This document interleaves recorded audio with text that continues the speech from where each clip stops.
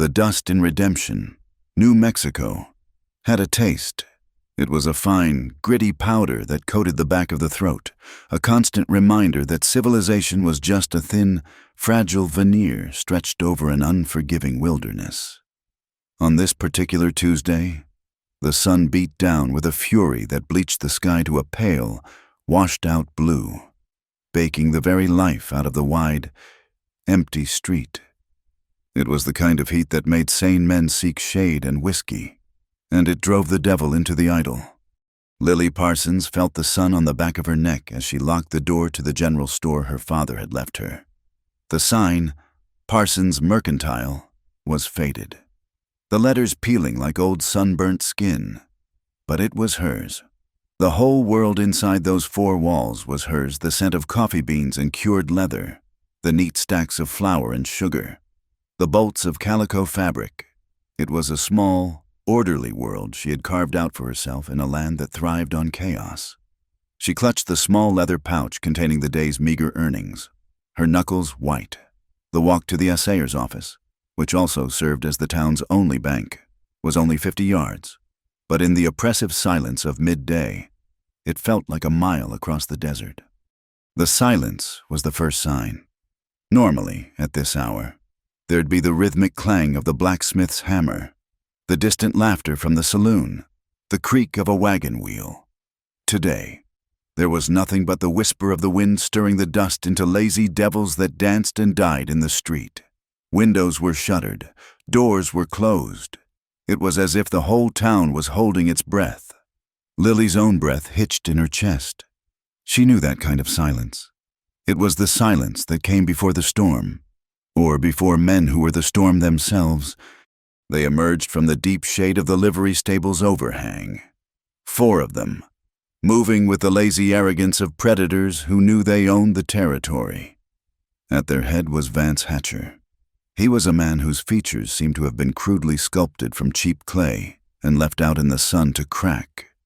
Greasy black hair hung over the collar of a filthy duster, and his eyes, small and dark, held a permanent, sneering glint. A Colt revolver was strapped low on his hip, its handle worn smooth from use. His men were shadows of him, cut from the same ragged cloth, smelling of stale sweat and cheap liquor. They didn't hurry. They spread out, forming a loose semicircle that cut off her path to the assayer's office. Lily stopped, her heart beginning a frantic, hammering rhythm against her ribs. She had seen Hatcher and his crew ride into town an hour ago. She'd watched them through her store window, watched as Sheriff Beaumont made himself scarce, suddenly finding urgent business at the other end of town. Everyone knew who Vance Hatcher was. He was a rustler, a thief, and a bully who preyed on towns too small and too scared to fight back. "Well now, look what we have here," Hatcher drawled, his voice a gravelly rumble. He took a step closer, and Lily could see the yellow stains on his teeth. Little Miss Parsons, all alone. Lily stood her ground, her chin held high, though a tremor ran through her arms. "I have business at the assayers, Mr. Hatcher. If you'll excuse me." She tried to keep her voice steady, tried to sound as if she were merely addressing an inconvenient customer. Hatcher chuckled, a low, ugly sound. His men chuckled with him. "Business can wait. We were just talking in the saloon. This town seems a little unprotected. A pretty little thing like you, running a store all by herself. Seems to me you could use some looking after." He took another step, closing the distance between them. The sour smell of him reached her, and she fought the urge to recoil. "I'm fine on my own," she said, her voice tighter now. "The sheriff." The Sheriff Hatcher laughed outright, a harsh bark that echoed in the empty street. The sheriff is a wise man. He knows when to let businessmen conduct their affairs.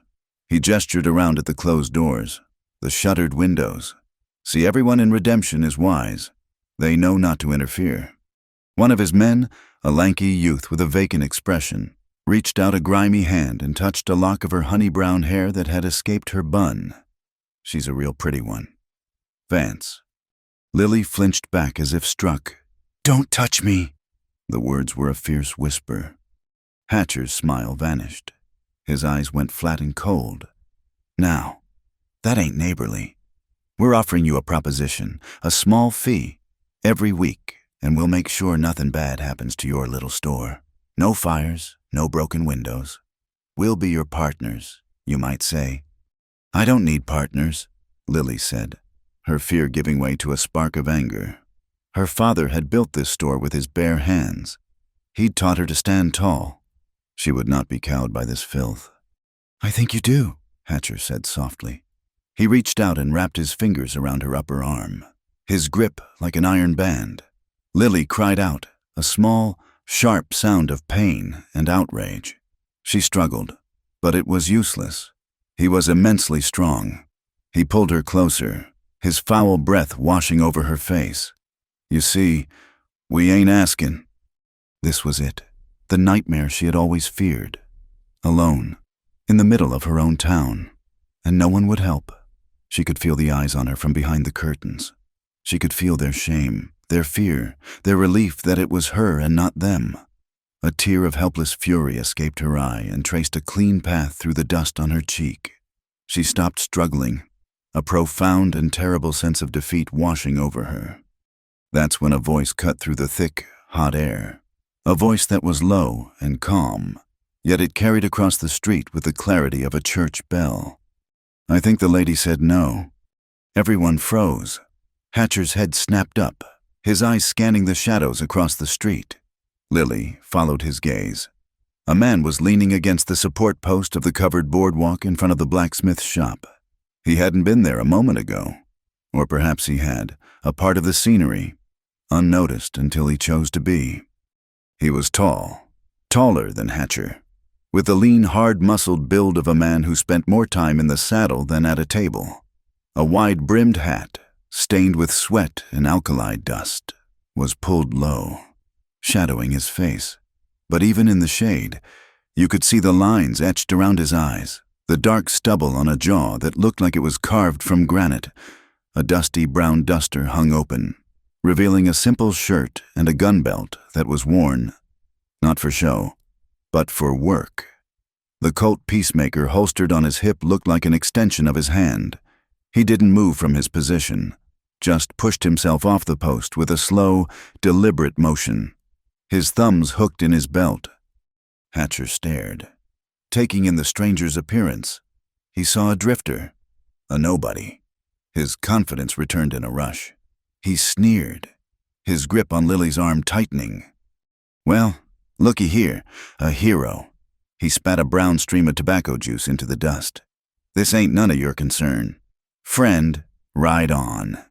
The stranger took a step forward, into the harsh sunlight. His boots made no sound in the thick dust. His eyes, now visible under the brim of his hat, were a startlingly pale blue, the color of a winter sky. They were calm, steady, and they looked right through Vance Hatcher as if he were a pane of dirty glass. It becomes my concern, the stranger said, his voice still quiet, when a man puts his hands on a woman who doesn't want them there. Hatcher's men shifted uneasily, their hands drifting towards their own pistols. They were used to preying on the weak, on frightened merchants and cowed townsfolk. This man was different. There was a stillness about him, a dangerous lack of wasted motion that set their nerves on edge. Hatcher, however, was too proud and too stupid to back down. He was the wolf here, and he would not be challenged by some stray dog. He gave Lily a rough shove, sending her stumbling back a few steps.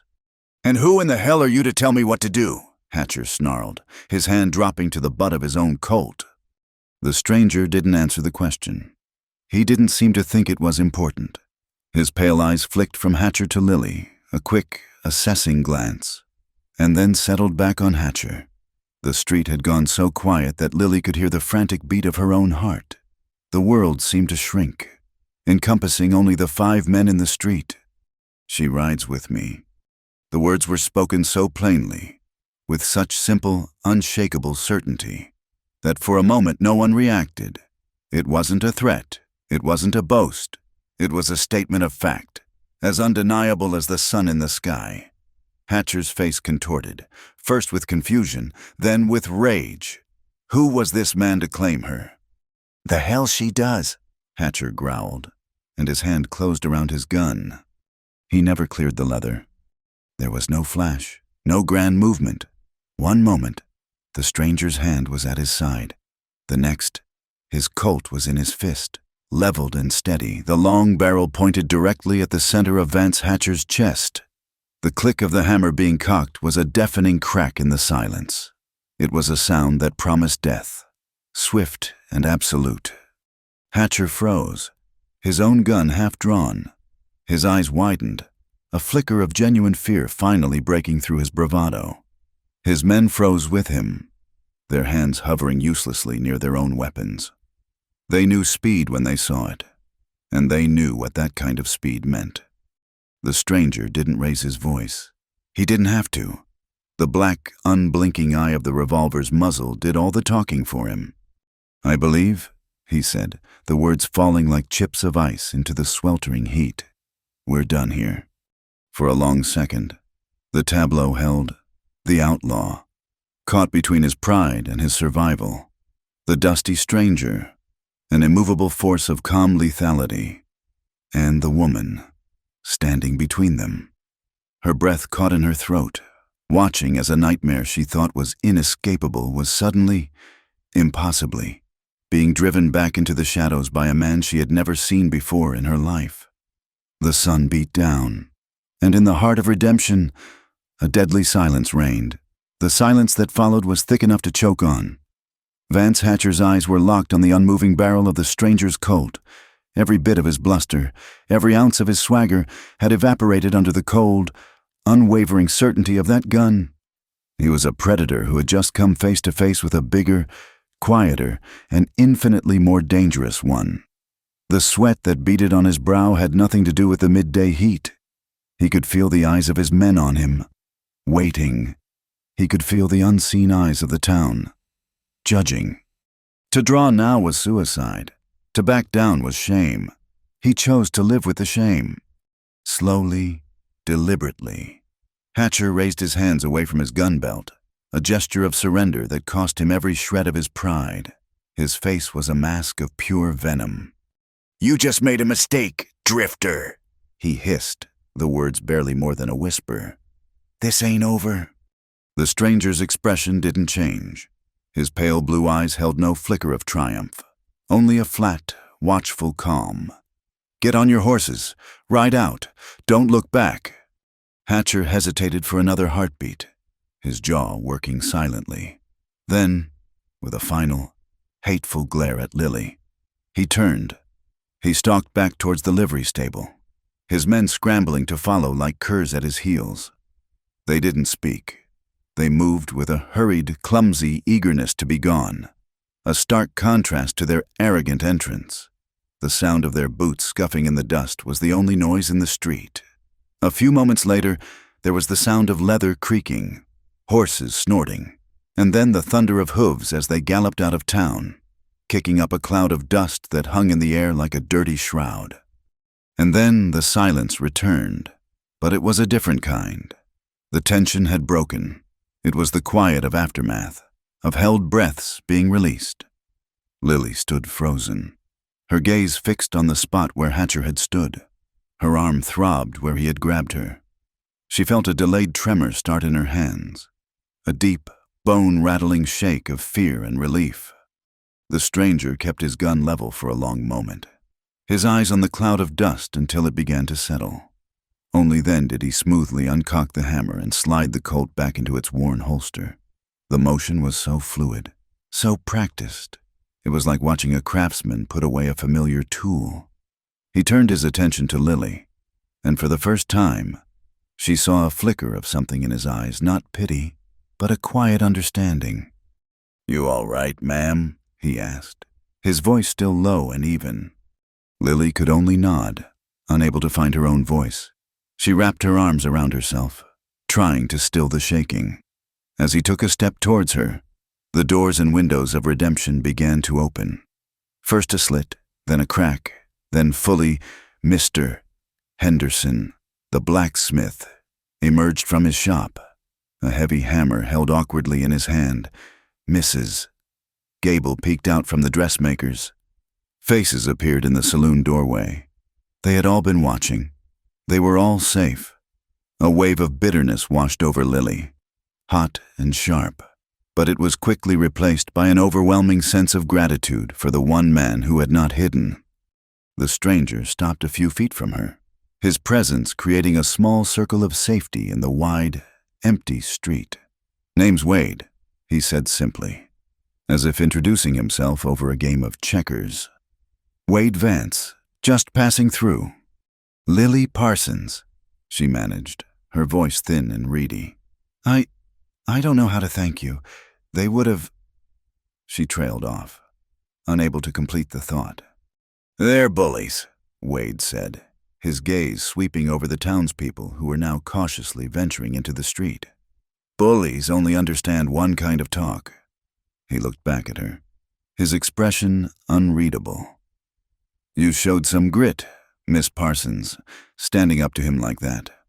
Before Lily could respond, a new figure bustled towards them. Sheriff Earl Beaumont was a man whose considerable belly strained the buttons of his vest, upon which a tin star was pinned almost as an afterthought. His face was red from exertion or embarrassment, and he was breathing heavily, his hand resting on the butt of his holstered pistol, as if to remind everyone of an authority he had failed to exercise. "What in blazes is going on here?" he demanded, trying to project an air of command that rang hollow. "I heard a commotion." Wade turned his head slowly to look at the sheriff. He didn't seem impressed. "Commotion's over. Sheriff, Hatcher and his boys were disturbing the peace. They've moved on." Sheriff Beaumont puffed out his chest. "I am the law in this town. Mister, I'll decide when a commotion is over." He eyed Wade up and down, taking in the dusty clothes and the well-used gun. A man like Wade was almost as much of a threat to a quiet town as an outlaw. He was an unknown quantity, a force of violence that a man like Beaumont couldn't control. "And who might you be riding into my town and drawing your weapon on folks?" "He saved me." "Sheriff," Lily interjected, her voice stronger now, laced with indignation. "Where were you when Hatcher had his hands on me in the middle of the street?" The sheriff's face reddened further. "I was attending to a municipal matter on the edge of town," he blustered. He turned his glare back to Wade. "That doesn't answer my question. I want a name." "He told you," Wade said, his patience clearly wearing thin. "Wade Vance." He reached into the inner pocket of his duster and pulled out a folded, sweat-stained piece of paper. He tossed it to the sheriff. "And this is my business." Beaumont caught it clumsily. He unfolded it, his eyes scanning the contents. It was a wanted poster, issued by the territorial marshal. The drawing was a crude but recognizable likeness of Vance Hatcher. The bounty was for $500, dead or alive, for charges of cattle rustling, armed robbery, and murder.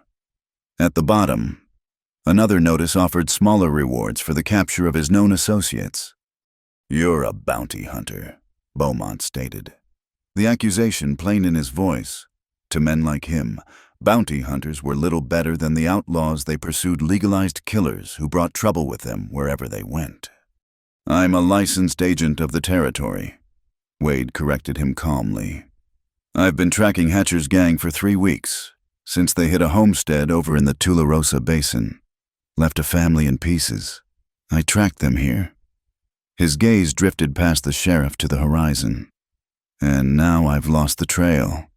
The sheriff refolded the poster and handed it back, his demeanor shifting from suspicion to a kind of grudging respect mixed with fear. A man who hunted the likes of Vance Hatcher was not someone to be trifled with. "Well, you should have made yourself known to me first. We don't abide vigilantism in redemption." Wade simply tucked the poster back into his coat. He offered no apology, no further explanation. He had done what needed to be done, and he clearly didn't care what the portly sheriff thought of it. He turned his attention back to Lily, his voice softening almost imperceptibly. You're sure you're all right, ma'am? Lily finally felt the strength return to her legs. The townspeople were starting to murmur amongst themselves, casting furtive glances at her and Wade. She felt exposed, the center of a drama she had never wanted to star in.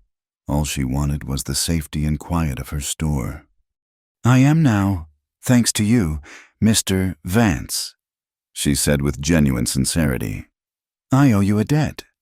"No debt," he said, shaking his head. "I was just doing my job."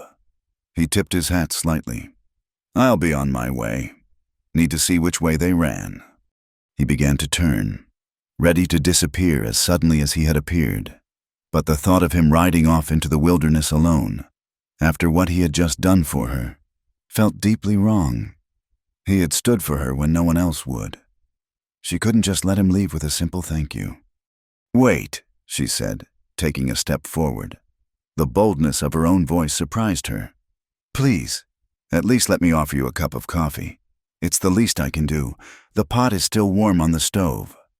She glanced at his dusty clothes, the lean, hungry look about him. "And you look like you could use some supplies. I can pack you some jerky, some beans, whatever you need for your journey, on the house, of course." Wade paused, his back still half turned to her. He seemed to consider her offer. He was a man accustomed to solitude, to the hard, lonely life on the trail. Kindness from strangers was a currency he rarely dealt in and was reluctant to accept. But he looked at her, at the earnest plea in her wide, brown eyes, at the fine tremor that still lingered in her hands. He saw the strength that had defied Hatcher, and he saw the vulnerability she was trying so hard to conceal. Sheriff Beaumont cleared his throat, eager to reassert his presence. "That's a fine offer, Miss Parsons, a fine offer, a gesture of civic gratitude." He eyed Wade. "Perhaps after his coffee. Mr. Vance can come down to my office and we can have a proper chat. Paperwork to be filed, you understand." Wade ignored him completely. His gaze remained on Lily. He saw the mercantile behind her, the symbol of her life, her independence. He saw a flicker of the same stubborn resilience he knew in himself. After a moment that stretched on, he gave a slow, slight nod. "Coffee sounds good, Miss Parsons," he said. "Thank you." Lily felt a wave of relief so profound it almost made her dizzy. "Please," she said, gesturing towards her store, "follow me." As she turned and walked towards the mercantile, Wade fell into step beside her. The townspeople parted for them, their whispers dying as they passed. They were a strange pair, the quiet, determined shopkeeper and the dusty, lethal man with a gun who had appeared out of the wilderness. As Lily unlocked her door and pushed it open, stepping from the harsh glare of the street into the cool, familiar shadows of her store, she felt as if she were leaving one world and entering another, and for the first time, she was not entering it alone. She held the door open for Wade Vance, the stranger who wore a gun, and watched as he stepped across her threshold, bringing the silence and the danger of the vast, open plains in with him. The moment the door to Parsons' mercantile closed, it was as if the entire world shrank and went silent. The oppressive heat and the raw, ugly tension of the street were shut out, replaced by the cool, dim quiet of the store. The air inside smelled of earth and industry of freshly ground coffee beans, cured tobacco, leather, and the clean, starchy scent of bolts of cotton. For Lily, it was the smell of home, of safety, of a life she had fought to maintain. For Wade, it was a world away from the alkali dust and gunpowder that usually filled his senses. He stood near the door, a tall, incongruous figure amidst the neatly arranged barrels of flour and sacks of grain. His duster seemed to carry the dust of 1,000 miles, and his presence, so life-saving in the street, now felt overwhelmingly large and wild in this small, ordered space. He held his hat in his hands, turning the brim slowly, his eyes taking everything in, not with the casual glance of a customer, but with the sharp, assessing gaze of a man who missed nothing. He was a creature of the open plains, and here, surrounded by the fragile architecture of civilization, he seemed both a protector and a threat. Lily's hands, however, found their purpose in familiar tasks. The tremor from her ordeal began to subside as she moved behind the long wooden counter. "Please," she said, her voice softer in the enclosed space. "Have a seat. There's a small table in the back." She worked with an efficiency born of long practice, scooping dark, oily coffee beans from a burlap sack into the grinder. The sharp, rhythmic cranking of the machine was a comforting, mechanical sound that broke the stillness. She measured the grounds into the pot, added water from a pail, and set it on the small cast-iron stove that served for both heating and cooking. As the water began to heat, the rich, bitter aroma of brewing coffee slowly filled the room, a scent of welcome and respite. Wade moved from the doorway and sat at the small, rough-hewn table she had indicated. It was tucked away near the back of the store, a place where her father used to sit and do his books. He placed his hat on the table and rested his large, calloused hands on his knees. He did not lean back. He sat upright, his back straight, a posture that suggested he was never truly at rest. He watched her move, his pale eyes following her with an unnerving intensity. It wasn't a predatory gaze, she realized, but a watchful one.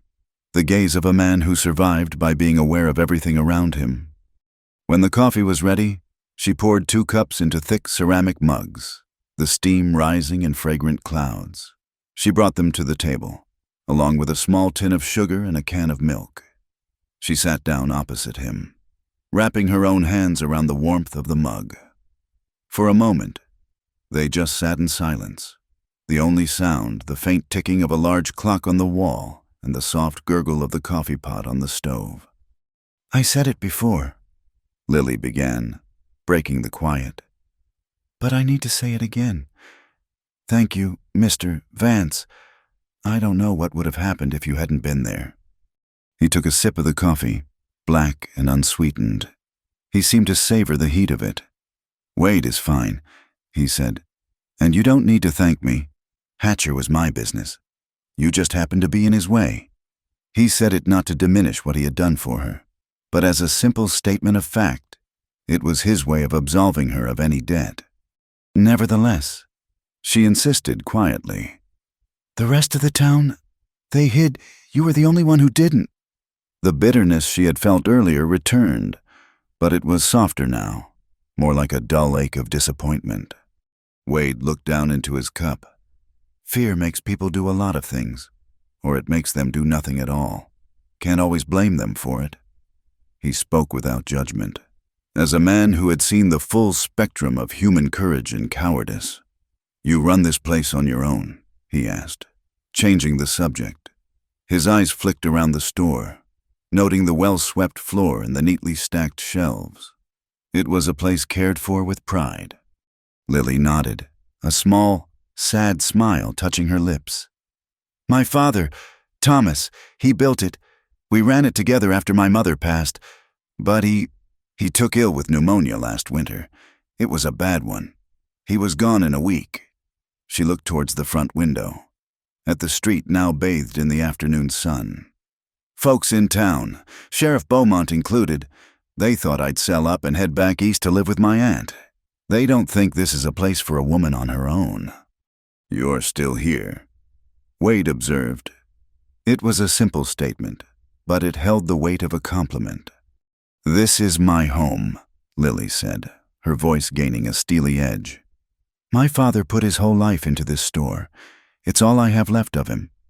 I wasn't going to let it go, not to the bank, and not to men like Vance Hatcher." She looked at Wade directly, and for the first time, she felt he wasn't just a stranger, but someone who might understand. "It isn't easy. Some of the ranchers don't like dealing with a woman. The suppliers try to charge me more. Every day is a fight in some small way." Wade nodded slowly, a deep understanding in his pale eyes. He knew about fighting every day. His was just a different kind. "This is a hard land," he said. "It doesn't care who you are. It takes what it wants." There was a finality in his tone, a weariness that went far beyond the dust on his clothes. It made Lily bold. "That wanted poster," she said, choosing her words carefully. "It said Hatcher was wanted for murder. You said you were tracking them from the Tularosa Basin." She paused, then asked the question that had been hovering in the air between them. "Is it just the bounty? Wade, is that the only reason you're hunting him?" He went very still. The mug in his hand stopped halfway to his lips. His gaze dropped back to the dark liquid, and the silence that descended was heavier than before. He was a closed book, a man who had built walls around himself so high and so thick that nothing could get in. But Lily had just found a crack, a small, hairline fracture in the stone. He set the mug down on the table with a soft click. "No," he said, his voice so low she had to lean forward to hear it. "It's not just the bounty." He didn't say anything more for a long time. Lily waited. She didn't push. She knew that some wounds were so deep that exposing them to the air was a painful, difficult thing. She simply sat with him in the quiet, offering him the small comfort of her presence.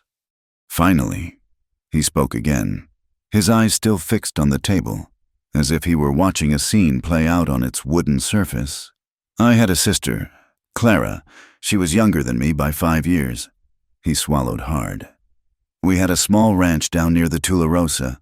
Wasn't much, but it was ours. Our folks died of fever a few years back, so it was just us two."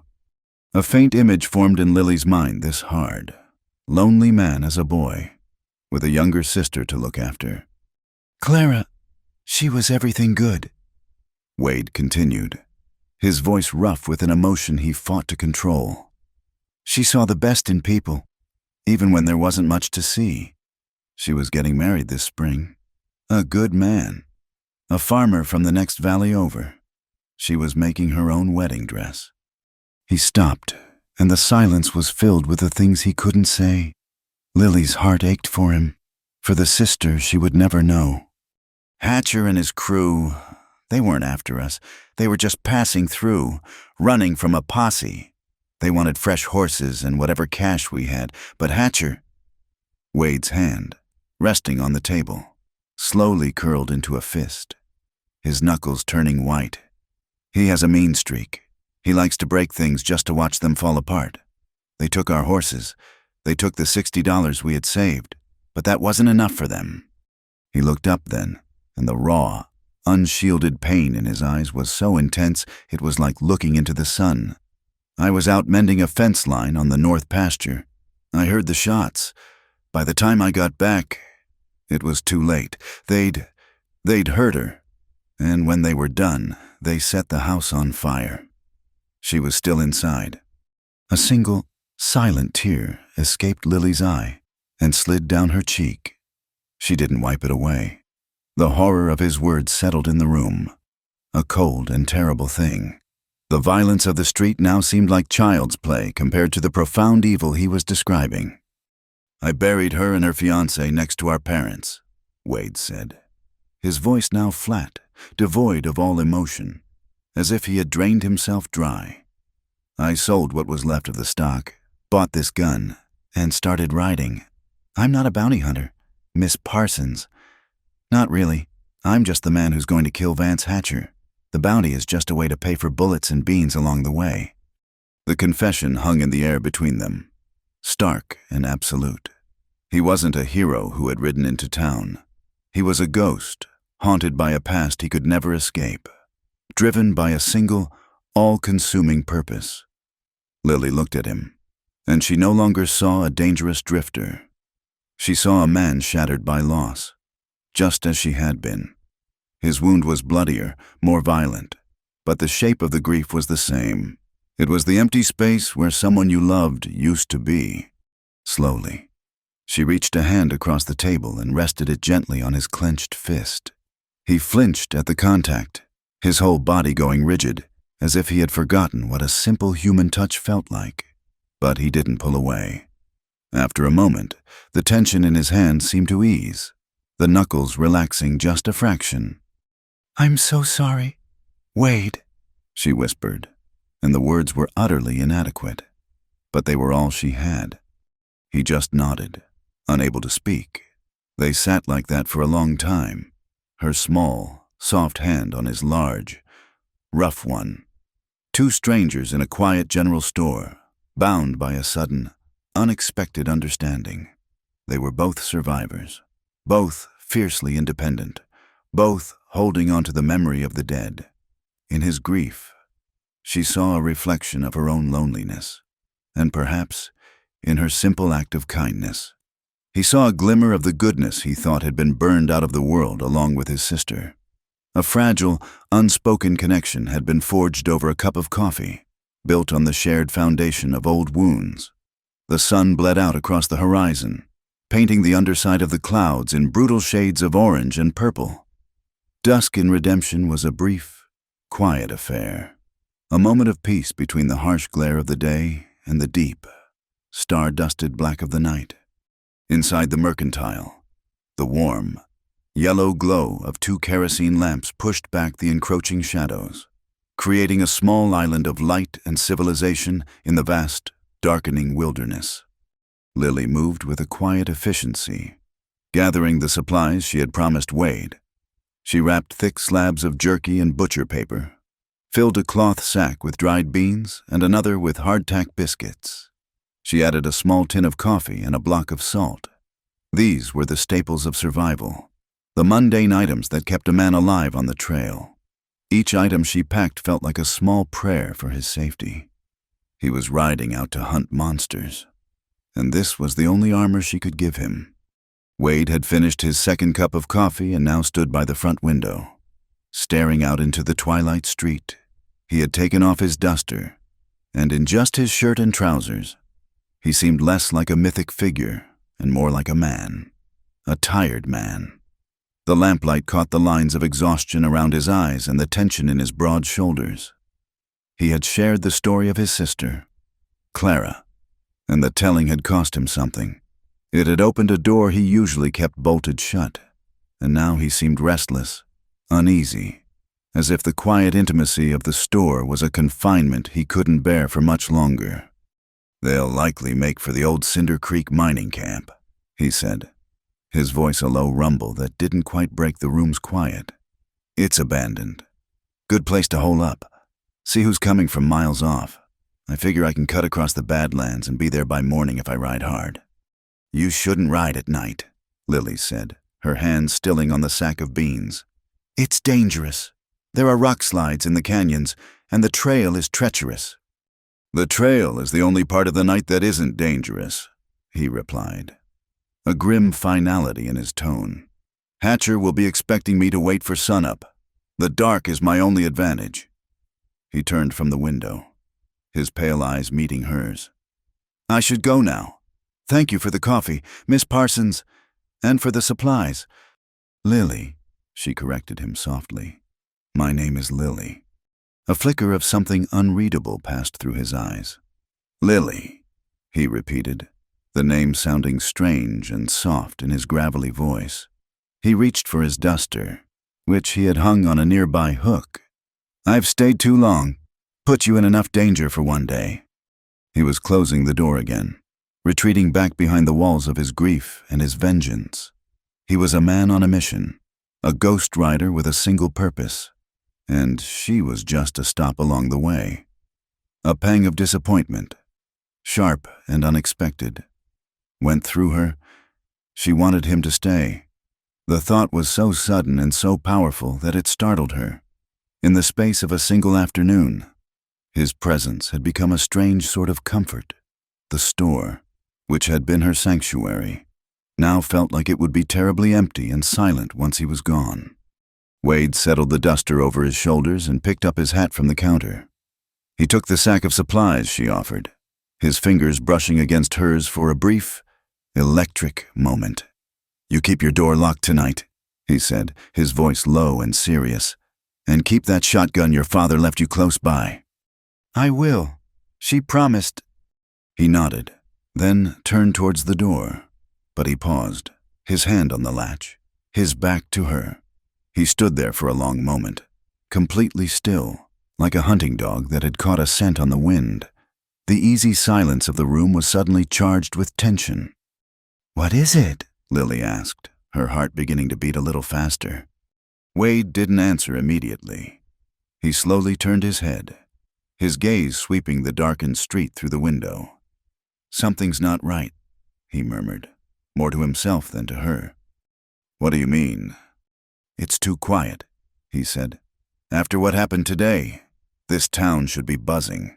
There should be men in the saloon talking too loud, celebrating that Hatcher is gone. There should be lights on in every house." He looked back at her. His eyes narrowed. "It's the same quiet as this afternoon. The kind of quiet that means people are scared, and they have no reason to be scared anymore. Not unless Hatcher isn't as far away as they think." A cold dread began to seep into Lily's bones. The safety she had felt inside her store began to feel like a fragile illusion. "I'm going to check on my horse," Wade said, his hand moving from the latch to the butt of his Colt. "Don't show yourself at the window, and put out that front lamp." Nodding, her hands trembling slightly, Lily moved to the lamp nearest the front of the store, turned down the wick, and blew out the flame, plunging the front half of the store into deep shadow. Wade slipped the latch, opened the door just a crack, and slid out into the night, as silent as a phantom. The moment he was gone, the store felt cavernous and empty. Lily was alone again, but the loneliness was sharper now, laced with a new and potent fear. She moved to the counter, her hand finding the cold, smooth stock of the double-barreled shotgun her father had kept there for protection. It was heavy, a solid and reassuring weight in her hands. She checked the breech. 2 brass-cased shells were seated snugly inside. Outside, Wade moved with a predator's grace, hugging the deep shadows of the boardwalk. The moon was a slender sliver, casting a pale, ghostly light that made the familiar shapes of the town seem alien and menacing. The air was cool and still. He could hear the faint, tinny sound of a piano from the saloon at the far end of the street, but it sounded lonely and subdued. He was right. The town was holding its breath again. His horse was tied to the hitching rail in front of the mercantile. It was a sturdy buckskin, patient and calm. He ran a hand down its neck, murmuring a low word, his eyes constantly scanning, searching the darkness. He looked at the alleyways between the buildings, black voids where anything could be hiding. He looked at the rooftops, their sharp angles silhouetted against the star-dusted sky. And then he saw it. On the roof of the assayer's office, directly across the street, a shape was silhouetted against the sky. It was a man, lying flat on the pitched roof, nearly invisible. What gave him away was the faint glint of moonlight on a long, metallic object, a rifle barrel, and it was pointed directly at the front window of the mercantile at the remaining lamp that cast a warm, inviting glow from the back of the store. A perfect target. They hadn't left. Hatcher had left a man behind. Or he had circled back. It didn't matter. They weren't just running. They were here for revenge. And Lily, the woman who had defied them, the woman he had publicly claimed, was their target. A cold, hard knot of fury and guilt tightened in Wade's gut. His presence here, his interference, had marked her for death. He didn't have time to think. He couldn't shout a warning. The sniper would fire instantly. He had one chance. He drew his Colt. The whisper of the leather was the only sound. He took a steadying breath, aimed at the dark shape on the roof, and fired. The roar of the peacemakers shattered the night's silence like a hammer on glass. It was followed instantly by the sharp crack of the sniper's rifle. But Wade's shot had done its job. The sniper, startled, had flinched. His bullet, meant for the lamplight and anyone standing near it, went wide. It tore through the front window of the mercantile with a violent explosion of glass and buried itself in a sack of flour at the back of the store, sending up a white puff that looked like a ghost in the dim light. "Inside!" Lily screamed, dropping to the floor behind the counter as glass showered the wooden planks. Her heart hammered against her ribs, a wild, trapped thing. The roar of the guns, the sudden violence, was a brutal shock to her system. Outside, Wade didn't wait to see if he'd hit his mark. He fired twice more at the rooftop, providing covering fire, then sprinted for the door of the store. A second rifle opened up from the dark mouth of the alleyway beside the blacksmith's shop. Muzzle flashes lit the darkness like angry fireflies. Bullets splintered the wooden boardwalk at Wade's feet, kicking up chips of wood that stung his face. He dove through the doorway, rolling into the store and slamming the door shut behind him, bolting it just as another bullet thudded heavily into the thick oak. "Get down!" he yelled, his voice raw. He crawled across the floor, glass crunching under his hands and knees, until he was beside her behind the counter. "Are you hit?" "No," she gasped, her voice choked with shock and dust. "I'm all right." She was clutching the shotgun, her knuckles white. "They're on the roof across the street and in the alley," Wade said, his mind working fast, assessing the tactical nightmare they were in. The store was a wooden box, a trap. "They've got us pinned down." He risked a quick look over the counter. The front window was a jagged, gaping maw. Another bullet whizzed through it and slammed into a shelf of canned goods, sending tins clattering to the floor. "We can't stay here," he said. He looked at Lily, at the terror in her eyes, but also at the fierce, determined set of her jaw. "The living quarters are upstairs." She nodded, finding her voice. "Yes, a small apartment. My father and I live there." "Is there a window that opens onto the boardwalk awning?" "Yes, in the front room, the sitting room." "That's our way out," he said. He glanced at the shotgun in her hands. "You know how to use that?" "My father taught me," she said, her voice gaining strength. "He said a woman alone needs to know how—" "Good," Wade said, a grim smile touching his lips for a fraction of a second. "Because we're going to need it." He began to crawl towards the back of the store, keeping low. "They'll be expecting us to stay put or make a run for the back door. They'll have it covered. We're going up." The plan was desperate, insane, but it was the only one they had. Lily followed him, the heavy shotgun feeling both alien and essential in her hands. They reached the doorway at the back of the store that led to a steep, narrow staircase. "Stay here," Wade commanded. "Cover the front. Don't fire unless you have a clear shot. You've only got 2 shells. Make them count. I'm going up first." He moved up the stairs, a shadow in the darkness, his boots silent on the wooden steps. Lily crouched at the bottom, peering around the door frame into the darkened store. She could see the muzzle flashes from the alley, intermittently lighting up the jagged edges of the broken window. Her heart was a frantic drum against the unyielding wood of the shotgun stock. This was her home, her sanctuary, and it had been turned into a battlefield. A moment later, Wade's voice came from the darkness above. "It's clear. Come on, move fast." Lily scrambled up the stairs, her eyes struggling to adjust to the near-total darkness of the second floor. Moonlight filtered weakly through the front window of the sitting room. Wade was already there, pushing the window open. Below, on the street, the shooting continued, a steady, methodical fusillade aimed at the ground floor. They didn't know their targets were no longer there. "They'll figure it out soon," Wade whispered, his voice urgent. He looked out the window. The slanted roof of the boardwalk awning was a few feet below them. Beyond it was the roof of the adjacent building, the land surveyor's office, and beyond that, the dark bulk of the livery stable. "We're going across the roofs, to the livery. Get our horses and get out of town." He swung a leg over the sill and dropped lightly onto the awning, which creaked in protest. He crouched low, a dark shape in the moonlight. He turned and held out a hand to her.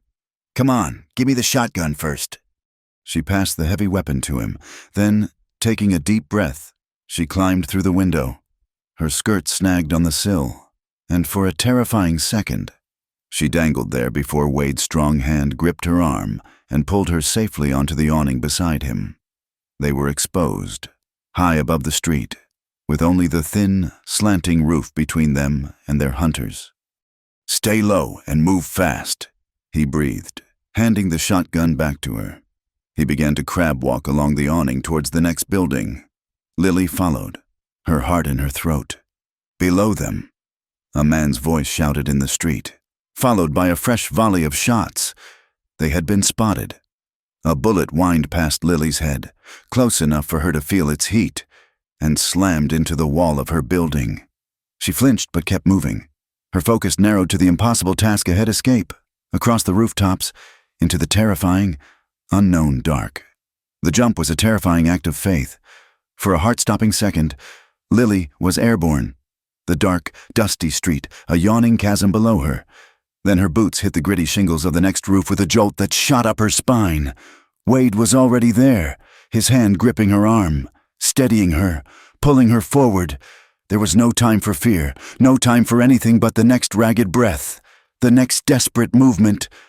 A shot rang out, and a clay tile a foot from Lily's head exploded into a cloud of red dust. They were exposed.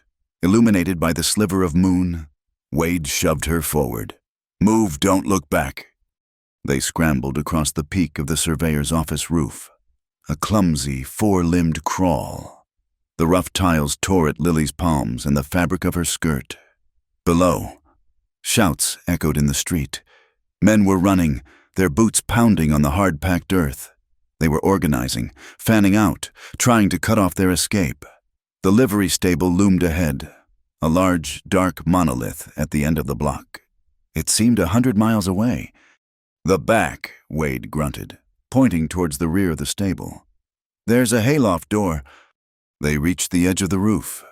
Below them was a 10-foot drop into the dark, narrow alley that ran behind the Main Street buildings. It smelled of trash and stale beer. Wade didn't hesitate. He sheathed his Colt, swung his legs over the edge, and dropped, landing with a practiced, knee-bending thud that barely made a sound. He looked up, his face a pale oval in the darkness. "The shotgun! Drop it!" Lily lowered the heavy weapon, and he caught it deftly. "Now you, I'll catch you." She hesitated, her heart hammering. The drop looked immense. "Hurry, Lily!" Wade's voice was a sharp, urgent command. Another bullet whined overhead, ricocheting off a metal stovepipe with a high-pitched scream. That was all the encouragement she needed. She took a deep breath, closed her eyes, and pushed herself off the edge. She fell for what felt like an eternity and landed hard in Wade's arms. He staggered back a step, his arms like iron bands around her, absorbing the impact. For a second, she was pressed against the solid wall of his chest, her face buried in the dusty fabric of his shirt. She could feel the steady, powerful beat of his heart against her cheek. Then he set her on her feet, his hands steadying her shoulders. "You're all right," he said. It wasn't a question. He was already moving, pulling her along the alley towards the back of the livery. The stable was a hive of noise horses. Sensing the panic and the gunfire, were stamping and whinnying in their stalls. The large hayloft door on the second story was, as Wade had hoped, slightly ajar. A dark square against the lighter wood of the wall. A thick rope and pulley system used for hoisting hay bales hung down, dangling a few feet from the ground. "Get inside and saddle our horses," Wade said, pressing the shotgun back into her hands. "My buckskin is in the third stall on the right. Your horse—" "A bay mare, second on the left," she answered, her mind racing to keep up. "Go," he ordered. "I'll hold them off." Before she could protest, he was gone, melting back into the shadows at the mouth of the alley. Lily knew she had no time to argue. She ran to the stable's rear entrance, a small, flimsy door, and found it barred from the inside. Panic flared in her chest. She looked up at the dangling rope. It was her only way in.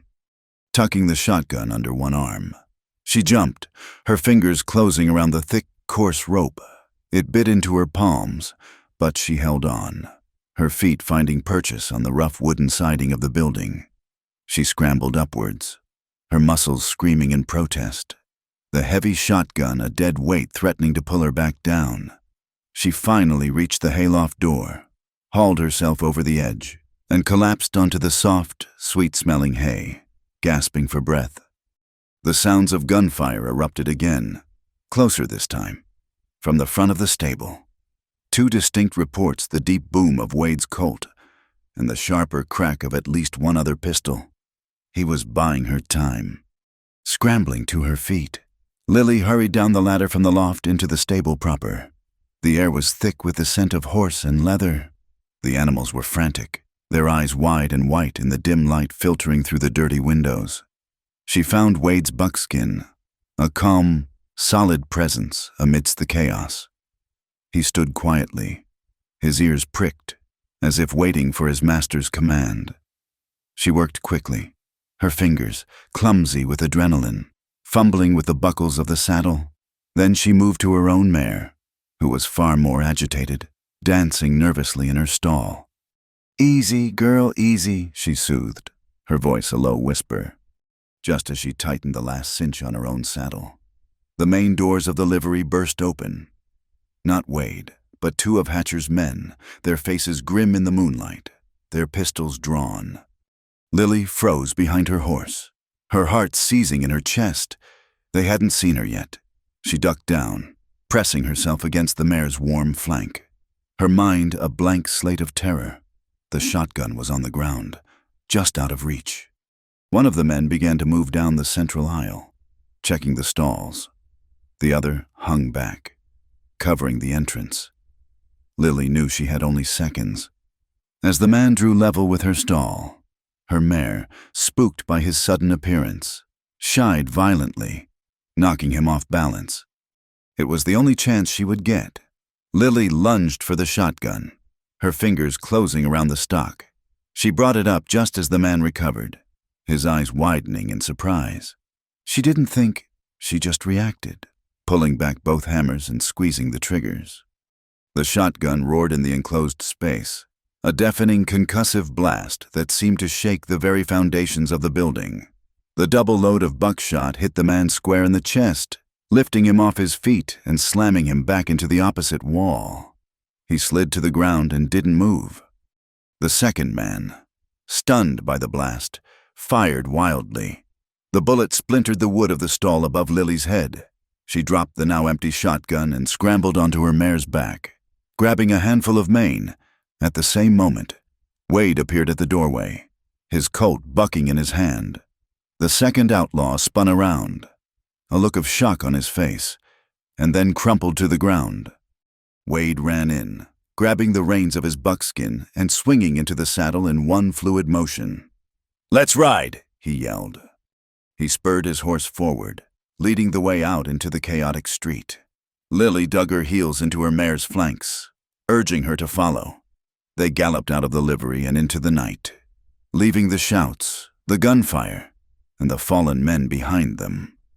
They didn't head for the main road but cut across the open ground south of town, plunging into the vast, dark wilderness that stretched to the horizon. They rode hard for what felt like hours, the rhythmic drumming of the hooves a frantic counterpoint to the wild beating of Lily's heart. The lights of redemption shrank behind them, becoming a tiny, fragile cluster of sparks before winking out entirely. They were alone, swallowed by the immense, silent darkness of the plains.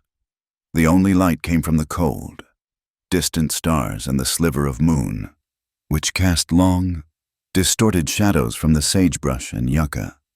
Only when they reached the shelter of a long, low mesa did Wade finally pull his horse to a halt. The animals were lathered in sweat, their sides heaving. Lily slid from her mare's back, her legs so weak and shaky they could barely hold her. The adrenaline that had fueled her was gone, leaving behind a profound, bone-deep exhaustion and a horrifying, vivid memory of the man she had shot. Her hands trembled uncontrollably. Wade dismounted and came to her side. He didn't say anything, just took her arm gently and led her to a flat rock. He unstrapped his canteen from his saddle and handed it to her. The water was warm and tasted of metal, but it was the best thing she had ever tasted. "You did what you had to do, Lily," he said quietly, his voice a low rumble in the vast silence. You survived. She looked up at him, his face a mask of shadows and moonlight. I've never... I know, he said, and the simple understanding in his voice was more comforting than any platitude.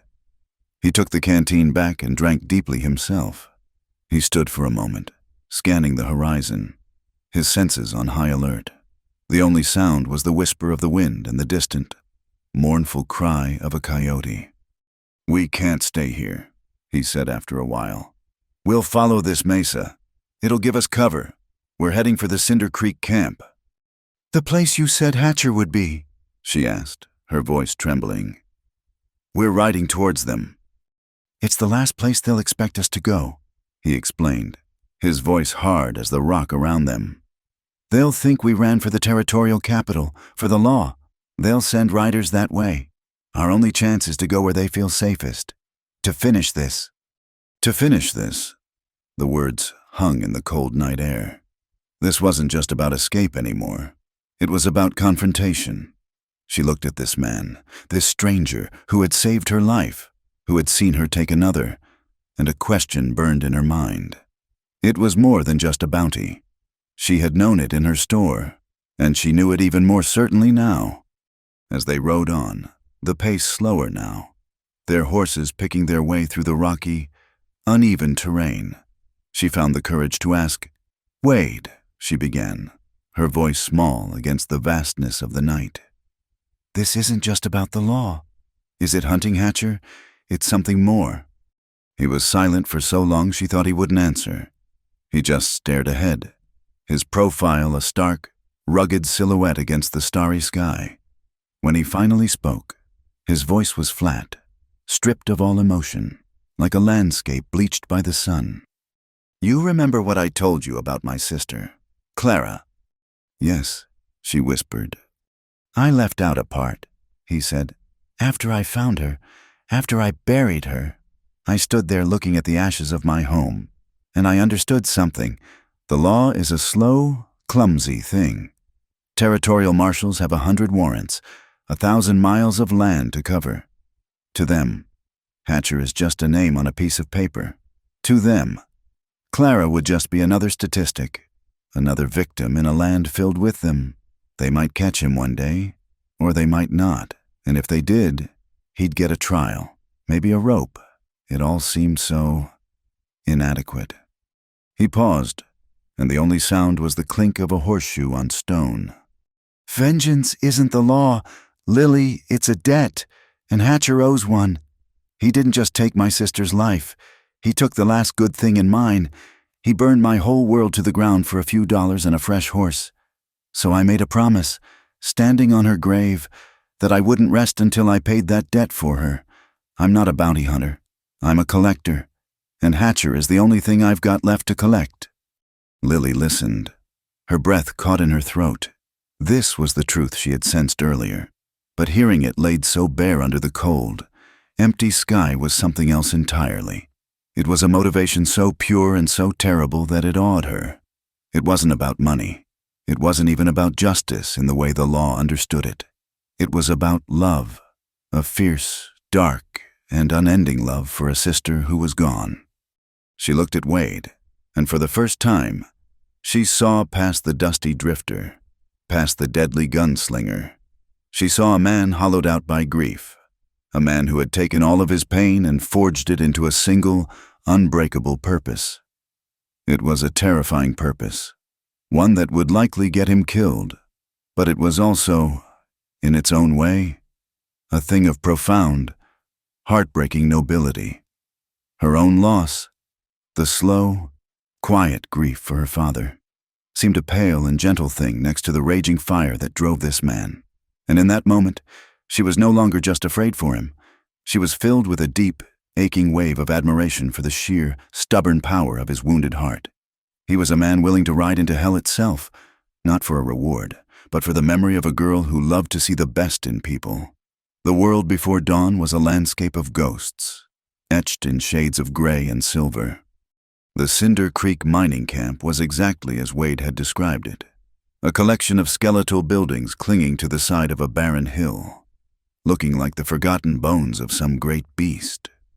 A cold wind whistled through the gaps in the warped wooden walls of the abandoned bunkhouses and the main assay office, which stood slightly larger than the rest. The only signs of life were a thin curl of smoke rising from a dying campfire and the dark shapes of a half-dozen horses picketed near a dilapidated corral. They had left their own horses tied in a deep ravine nearly a mile back. Approaching the last stretch on foot, they moved in a low crouch, using the scattered boulders and stunted, thorny bushes as cover. Wade moved with an eerie silence, his dusty boots making no sound on the rocky ground. Lily followed in his footsteps, the heavy shotgun clutched in her hands, its cold metal a stark contrast to the terrified heat coursing through her veins. Every snap of a twig, every skitter of a lizard in the undergrowth, sent a jolt of panic through her, but she pushed it down, focusing on the solid, steady presence of the man in front of her. His purpose was a shield, and she huddled behind it. They found a good vantage point behind a high cluster of rocks overlooking the camp. Wade pulled a small spyglass from his saddlebag and surveyed the scene for a long, silent time. The minutes stretched on, each one a small eternity. The eastern sky was just beginning to soften from black to a deep, bruised purple. 6 men, including Hatcher, Wade finally whispered, his voice a barely audible rasp. He collapsed the spyglass. 1 on watch, but he's more interested in the whiskey bottle than the horizon. The others are asleep in the bunkhouse. The light's on in the assay office. That's where Hatcher will be. He always takes the best accommodations for himself. He turned to her, his face grim in the pale light. The plan is simple. I take out the sentry, then I go for Hatcher. You stay here. You have the high ground and a clear view of the bunkhouse. He reached over and took the shotgun, breaking it open to check the shells she had loaded back at the livery. He snapped it shut and handed it back. If those other men come out before I'm done, you make some noise. Fire into the air, over their heads. Just distract them. Draw their attention. Give me the seconds I need. But whatever you do, you stay hidden. You stay safe. That's the most important thing. You understand? Lily nodded, her throat too tight for words. He was entrusting her with a vital part of his plan, but his primary concern was still her safety. He was going into the heart of the danger alone. When it's over, he continued, I'll give a signal, like a hawk's cry. Then you can come down. He gave her one last look, his pale eyes holding hers for a moment. In their depths, she saw the ghost of Clara, the burning ranch, the all-consuming promise he had made. Then he touched the brim of his hat, turned, and melted into the shadows, becoming just another piece of the dark, rugged landscape. Lily was left alone. The silence pressed in on her, broken only by the sound of her own ragged breathing and the thumping of her heart. She positioned herself behind the rocks, resting the long barrel of the shotgun on the flat top of a boulder. She could see the entire camp laid out below her. She watched the lone sentry take a long pull from his bottle and slump against a wagon wheel. She watched the dark, silent windows of the bunkhouse, and she watched the assay office, where a single lamp cast a sickly yellow rectangle of light into the pre-dawn gloom. She saw a shadow detach itself from the deeper shadows near the corral. It was Wade. He moved with a speed and silence that was breathtaking, a phantom gliding over the ground. He was behind the sentry in a heartbeat. There was no struggle, no cry, just a swift, brutal motion, and the sentry crumpled to the ground in a heap. Wade dragged him out of sight behind the wagon, 1 down. Then he moved to the assay office. He paused at the door, his Colt now in his hand. He listened for a moment. Then, with a sudden, decisive movement, he kicked the door open and lunged inside. A gunshot exploded from within the building. It was a deafening roar that ripped through the morning's quiet, followed by the crash of splintering wood. Lily's heart leaped into her throat. It wasn't the clean, controlled report of Wade's peacemaker. It was the heavier boom of a different gun. Lights flared in the windows of the bunkhouse, Shouts of alarm echoed across the camp. Men were waking up. The plan was falling apart. Lily's mind screamed at her to follow Wade's orders. Stay hidden, stay safe. But her entire being rebelled. The sound of that single heavy gunshot resonated with a terrible finality. Another shot rang out from inside the office. Then a man's guttural cry of pain. It was Wade. Lily knew it in her soul. In that instant, her fear was burned away by a cold, sharp fury. She was no longer the frightened shopkeeper.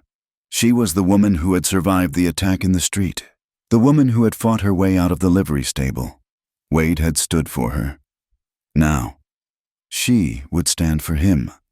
Forgetting all orders, she scrambled down from the rocks, her skirt catching on thorns, her hands scraped raw on the sharp stones. She ran, low and fast, across the open ground towards the chaos. The men from the bunkhouse were just stumbling out, bleary-eyed and confused, pulling on their boots and grabbing for their gun belts. They saw her, a lone woman running towards the assay office with a shotgun, and they froze for a crucial second, their minds unable to process the scene. That second was all she needed. She burst through the open doorway of the assay office into a scene from a nightmare. The room was a wreck. A table was overturned. Chairs were smashed, and the air was thick with the acrid smell of gunpowder. Wade was on the floor, propped up on one elbow, his face a mask of pain. There was a dark, spreading stain on his left shoulder, and his coat lay on the floor a few feet from his outstretched hand. Standing over him was Vance Hatcher. His face was twisted in a triumphant sneer, and a smoking revolver was in his hand. A second man, one Lily didn't recognize, lay in a heap near the wall. A bullet hole in his chest. Wade had taken one of them down before he was hit. "I knew you'd come for me, bounty hunter," Hatcher was saying, his voice dripping with venom. He nudged Wade's wounded shoulder with the toe of his boot, and Wade gritted his teeth, his breath hissing in pain. "But you ain't as smart as you think you are. You should have just let me be. Now you'll die, just like your sister did, screaming." Hatcher raised his pistol, aiming it at the center of Wade's head. "Get away from him." Lily's voice cut through the room, cold and steady as a winter wind. It didn't sound like her own. It was the voice of a woman with nothing left to lose. Hatcher spun around, his eyes widening in pure disbelief. He saw her standing in the doorway, her honey-brown hair wild around her face, her eyes blazing with a righteous fury. And he saw the twin black holes of the shotgun barrels aimed directly at his heart. A slow, ugly smile spread across his face. Well, look what the cat dragged in. The little storekeeper. Come to watch your hero die." He kept his pistol aimed at Wade, but his attention was on her. "You ain't got the nerve, girl. Put that scattergun down before you hurt yourself." "I shot one of your men in my stable," Lily said, her voice never wavering, though her arms were beginning to tremble from the weight of the gun. "I won't miss you." She pulled back both hammers on the shotgun. The loud, metallic click-click was the deadliest sound in the world. It was a promise. It was a sentence. Hatcher's smile faltered. He looked from her eyes, which held no fear and no mercy, down to the massive barrels of the gun, and back again. He saw no bluff. He saw a woman who had been pushed past her breaking point. The standoff held for a terrifying, silent moment. Outside, the other outlaws, drawn by the scene, had gathered, but they stayed back, unwilling to step into the line of fire of that shotgun. It was the opening Wade needed. While Hatcher was focused on Lily, Wade's right hand, his good hand, snaked out and grabbed his fallen Colt. Hatcher heard the scrape of the metal on the floorboards and his head whipped back toward Wade. It was too late. Wade already had the gun, and despite the searing pain in his shoulder, his aim was steady. "Drop it, Hatcher!" Wade rasped, his voice tight with pain. "It's over." Hatcher was caught, a shotgun in front of him, a Colt to his side. Defeat washed over his face, followed by a wave of pure, impotent rage. with a guttural snarl. He threw his pistol to the floor. "Get their guns," Wade ordered, his eyes never leaving Hatcher. Lily kept her shotgun leveled while Wade, staggering to his feet, used his good arm to disarm the men who had gathered at the door. Leaderless and staring down two guns, they offered no resistance. They were just bullies, their courage gone now that the odds had turned. They spent the next hour in a grim, efficient silence, using ropes from the corral and the outlaws' own belts. Wade and Lily tied each of the 5 remaining men, including a cursing and spitting Hatcher. Wade's shoulder was a searing agony, but he ignored it, his movements precise and methodical. Lily, her adrenaline fading, felt a deep, shuddering exhaustion, but she worked alongside him, pulling knots tight, her face set in a grim mask. When they were all securely bound, Wade looked around the camp. His eyes fell on the dark, gaping maw of the mineshaft entrance 100 yards up the hill. A fitting place for them, he said. They marched the prisoners up the dusty slope. The outlaws stumbled and cursed, but the unwavering muzzle of Wade's Colt kept them moving. They reached the entrance to the mine, a black hole that seemed to breathe a cold, dead air. A rickety wooden platform stood over the shaft, with a winch for lowering men and equipment. One by one, they forced the men into the large ore bucket. Hatcher was last. He fixed Wade with a look of pure hatred. "You'll pay for this, Vance, I swear it." Wade just looked at him with his cold, pale eyes. "You already paid," he said softly. "This is just the collection." They lowered the bucket down into the darkness, the winch creaking in protest. The men's angry shouts echoed up from the depths before slowly fading as the bucket descended into the earth. When it was done, Wade and Lily stood alone in the growing light of dawn, surrounded by a profound silence. The ghosts of the Cinder Creek mine their only witnesses. The first rays of the sun crested the jagged hills, spilling a weak, watery light into the desolate camp. The world was washed in shades of gray and pale rose, a peaceful palette that stood in stark, silent contrast to the violence that had just occurred. A profound quiet had fallen, broken only by the mournful whisper of the wind through the derelict buildings. Hatcher and his men were gone, swallowed by the earth, their angry curses silenced by the depths of the mine. The immediate aftermath was a strange, suspended moment in time. The adrenaline that had fueled Lily through the fight drained away, leaving a bone-deep weariness in its place. Her hands, scraped and bruised, trembled as she looked at Wade. He was leaning heavily against the wall of the assay office, his face pale and beaded with sweat, his jaw clenched against a pain that was clearly immense. The dark stain on his left shoulder had grown, soaking through the fabric of his shirt and duster. "We need to look at that," she said, her voice quiet but firm. The exhaustion would have to wait. He was hurt because of her, because he had chosen to step into her life. A fierce, protective instinct she didn't know she possessed rose up inside her. He shook his head, wincing as the movement jarred his shoulder. "It's nothing, just a graze." "A graze doesn't bleed like that," she retorted, walking over to him. "Sit down before you fall down." He didn't have the strength to argue.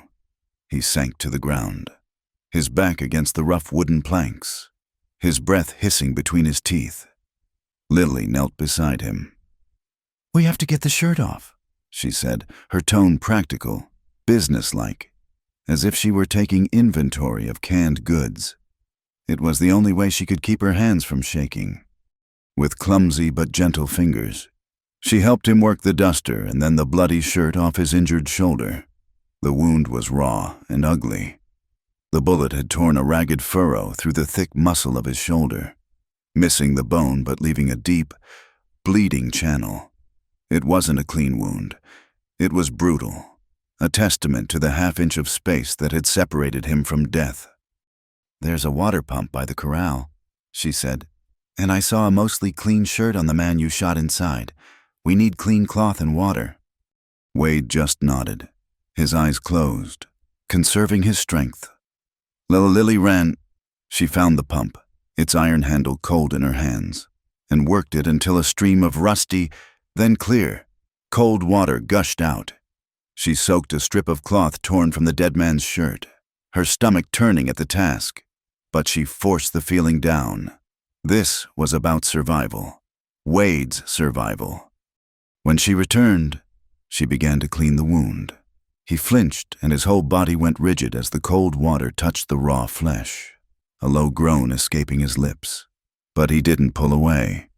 She worked with a focused intensity, her touch surprisingly steady.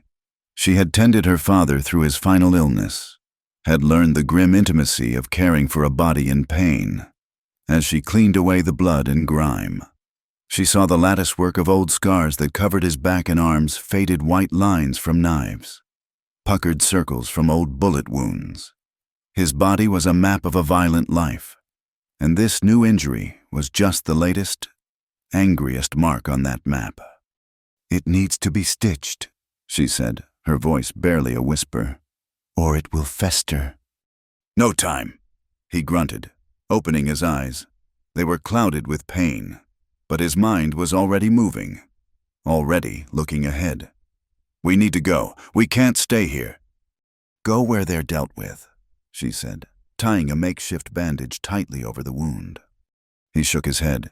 "No, not all of them." He gestured with his good hand towards the corral. "Count the horses. There are 6. We put 6 men in that mine, counting the sentry." "So, now count the tracks leading out of here," he said, his voice strained. "The ones that aren't ours. There are at least 2, maybe 3 sets. They left before we got here. They rode hard, and they rode east." A cold knot of dread formed in Lily's stomach. "East," she repeated, "towards redemption."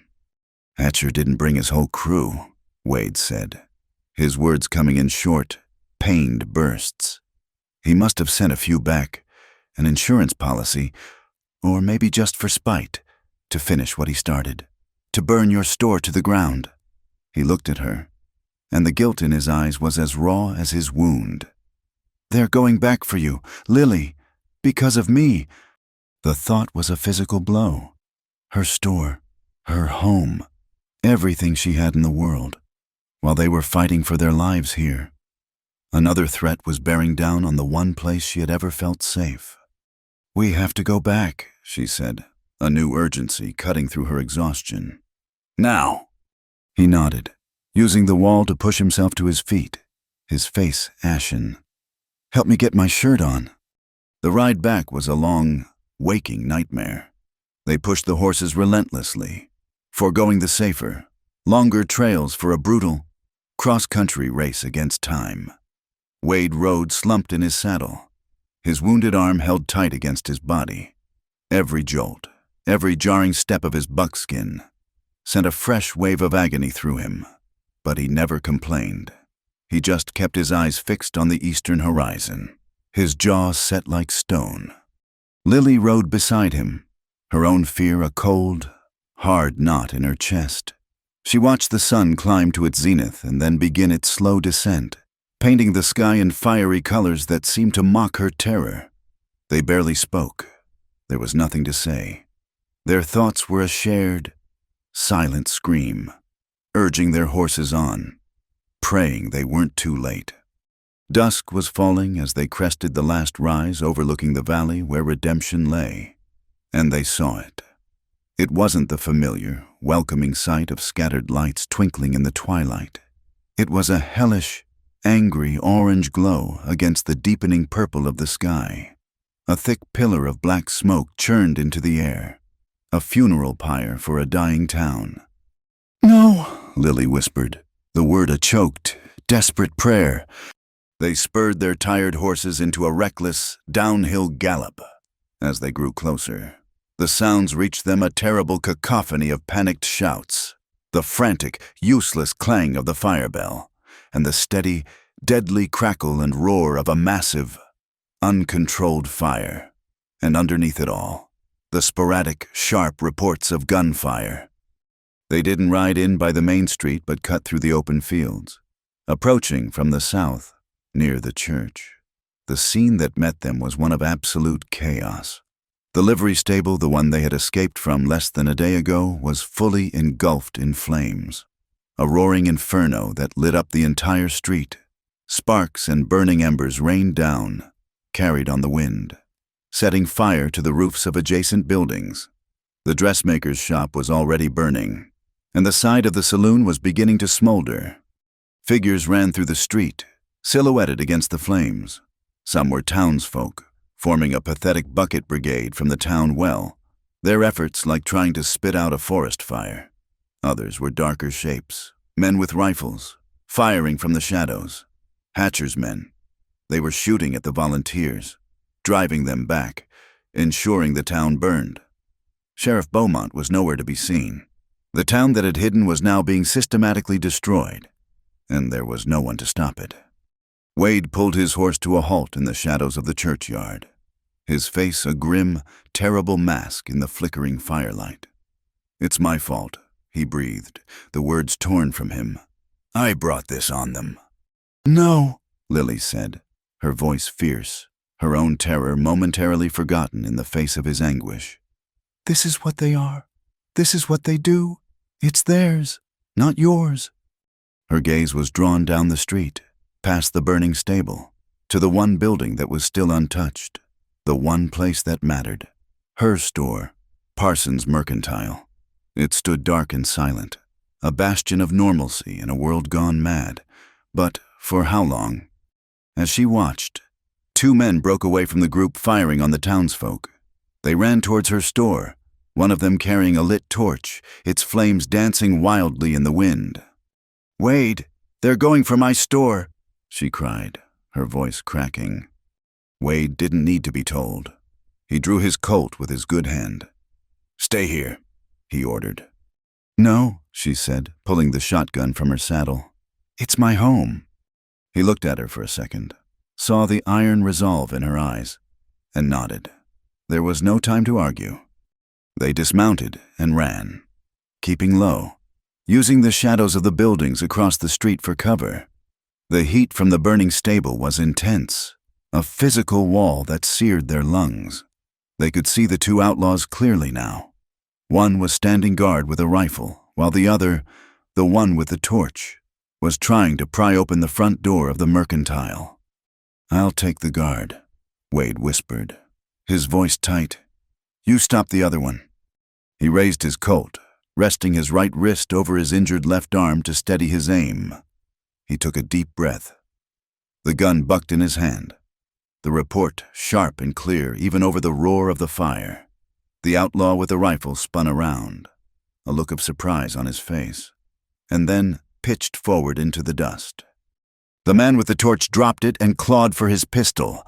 Lily broke from cover, running across the street, the shotgun held at her hip. She wasn't thinking, she was just moving, fueled by a primal need to protect the last piece of her life. "Get away from there!" she screamed. The man fired at her, the shot going wide. He scrambled to pick up the torch again. He wasn't just going to set a small fire. Lily's blood ran cold as she saw what he was aiming for. Stacked just inside the broken front window were several large barrels. Kerosene? For the town's lamps. He was going to turn her store into a bomb. She didn't have a clear shot. He was too close to the barrels. She had to get to him. She ran the last few yards, closing the distance just as he raised the torch. She didn't try to fire. She swung the heavy shotgun like a club, its solid wooden stock connecting with his arm with a sickening crunch. He howled in pain, the torch flying from his grasp. It landed in a pile of discarded packing straw near the door. The dry material ignited instantly, a whoosh of flame erupting just feet from the kerosene. The outlaw, clutching his broken arm, staggered back, his other hand fumbling to raise his pistol for another shot. Just then, a bullet from Wade's gun struck the wall just above the man's head, sending a shower of splinters down. The outlaw panicked, turned, and fled into the darkness. But the fire was spreading, licking at the side of the nearest kerosene barrel. There was no time. Lily dropped the shotgun and lunged for the barrels. They were heavy, almost too heavy to move. With a strength born of pure desperation, she put her shoulder into the first one and heaved. It tilted, groaned, and then slowly began to roll away from the flames, towards the back of the store. Another shot rang out from the darkness down the street. It wasn't aimed at her, but it was wild. The bullet tore through the wall of the mercantile. Just to her right, it didn't hit her, but a long, vicious splinter of wood, thrown by the impact, sliced across her forearm. A sharp, searing pain shot up her arm. She cried out, stumbling back, clutching her bleeding arm, her vision momentarily blurring. The fire was still there, a hungry beast just inches from turning her world into a fireball. Wade was moving before the splinter even found its mark. He saw her cry out, saw her stumble back clutching her arm, and the world narrowed to a single, desperate imperative: get to Lily. He fired one last shot into the darkness to discourage pursuit and then sprinted across the street, his own searing pain forgotten. He reached her just as the flames from the burning straw touched the nearest kerosene barrel. There was no time to roll it away, no time for anything. The wood of the barrel, soaked with leaking oil, blackened and then erupted. The explosion was a physical force, a deafening, concussive roar that blew them both off their feet. Wade had just enough time to throw himself in front of Lily, shielding her body with his own as a wave of superheated air and fiery debris washed over them. He landed hard, the impact jarring every bone in his body, the pain in his shoulder exploding into a white-hot nova. For a second, the world was nothing but a blinding white light and a sound that felt like the end of everything. When his vision cleared, he pushed himself up, his ears ringing. The entire front of the mercantile was gone, blown out into the street. A solid wall of fire now raged where the door and window had been, a ravenous beast consuming everything Lily owned, everything her father had built. The heat was scorching, unimaginable. "Lily," he gasped, his voice raw. She was on the ground beside him, dazed, her face smudged with soot. I'm all right," she stammered, pushing herself up. She stared, her eyes wide with horror, at the inferno that had been her home. The sign, Parsons Mercantile, was engulfed in flame, the letters turning to black ash before her eyes. Wade grabbed her good arm. "We have to move back," he yelled over the roar. He pulled her away from the intense heat, back across the street into the relative safety of the shadows by the blacksmith's shop. The fight was dying. The initial, shocking assault by Hatcher's men had been broken, galvanized by Wade and Lily's stand. Some of the townsmen had armed themselves, led by the blacksmith, a formidable figure wielding a massive hammer.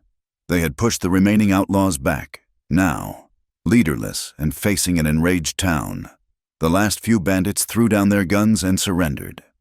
The Bucket Brigade, no longer under fire, redoubled their efforts, focusing on the buildings adjacent to the mercantile, desperately trying to stop the fire from consuming the entire block. But for Lily's store, it was too late. The kerosene had turned it into an unstoppable furnace. The roof groaned, sagged, and then collapsed inward with a great gout of sparks and flame that shot 100 feet into the night sky. Lily made a small, wounded sound in the back of her throat. She didn't cry. She just stood there, her body rigid, and watched her entire world burn. She watched the flames consume the counter where she'd shared coffee with Wade, the shelves she stocked with her own hands, the small apartment upstairs where she had been born. It wasn't just wood and glass and inventory burning.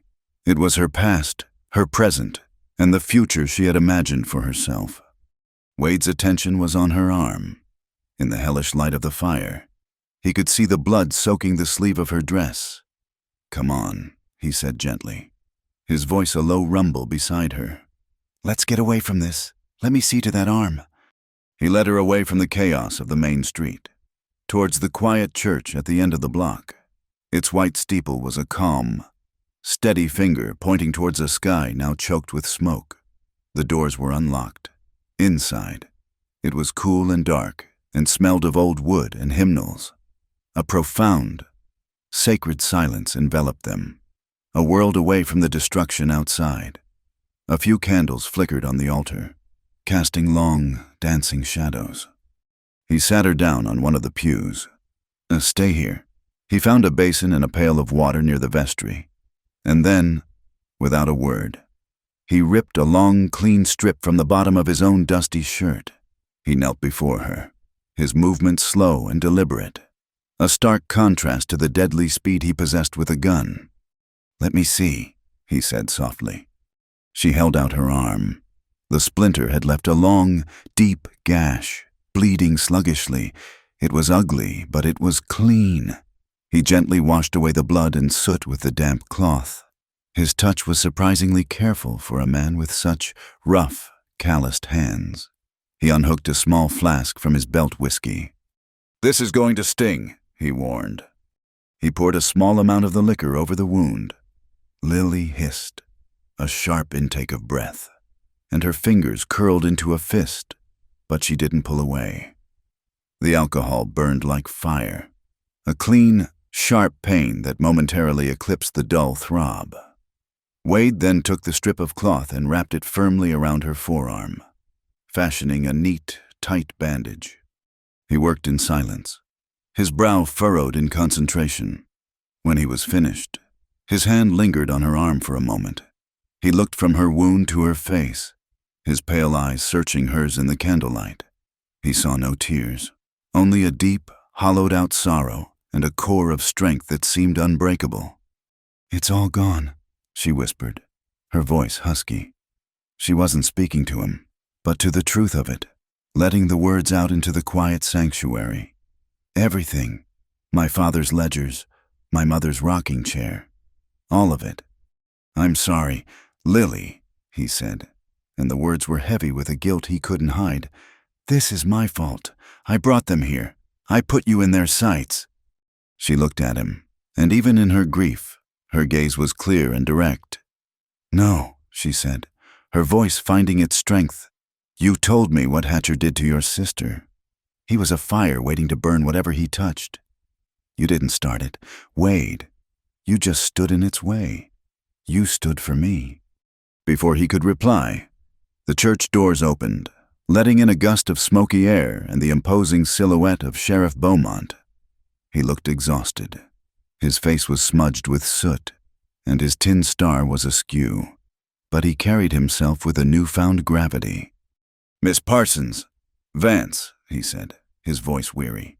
He saw Wade kneeling, saw the bandage on Lily's arm. "Are you both all right?" "We'll live," Wade said, rising slowly to his feet, his own shoulder a constant, throbbing agony. "The fire is contained," the sheriff reported. "We lost the stable, the mercantile, and half the dressmaker's shop, but we saved the rest of the block. The 4 men who came back to town have been captured. A prospector riding in late found the others, the ones you two dealt with.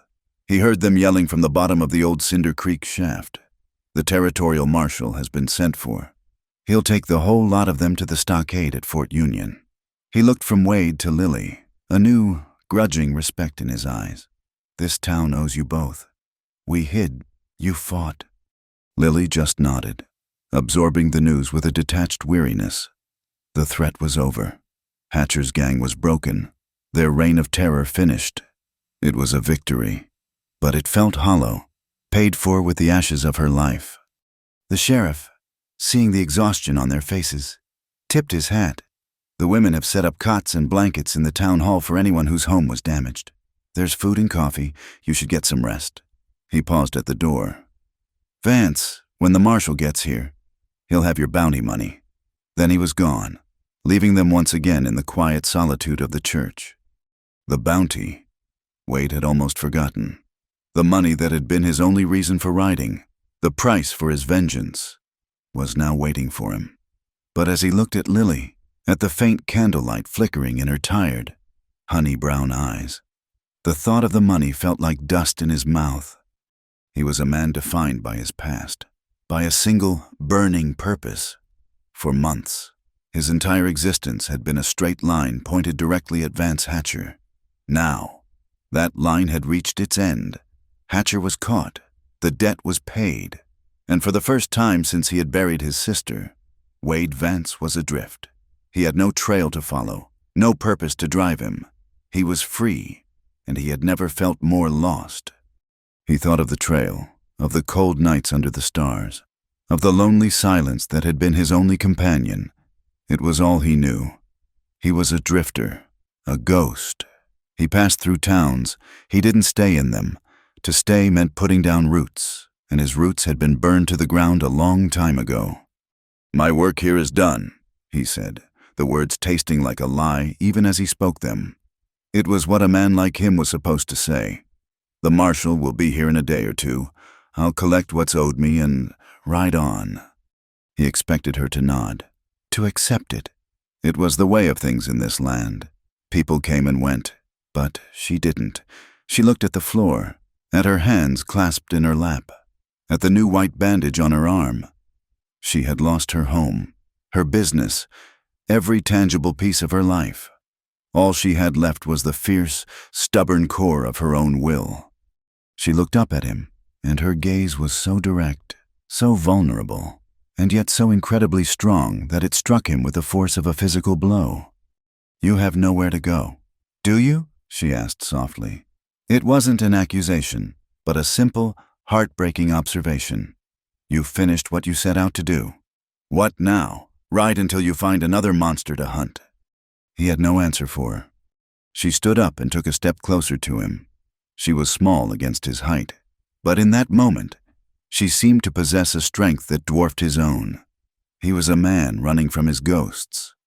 She was a woman choosing to face the ashes of her life and build something new.